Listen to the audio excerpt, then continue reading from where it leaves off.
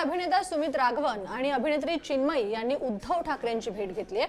हिंदी विरोधात मराठी कलाकारांची उद्धव ठाकरेंसोबत आता भेटीगाठी सुरू झालेल्या आहेत। मातोश्री निवासस्थानी जाऊन त्यांनी भेट घेतली आहे। दीपक पवार यांनीही मातोश्रीवर ठाकरेंची भेट घेतलेली आहे।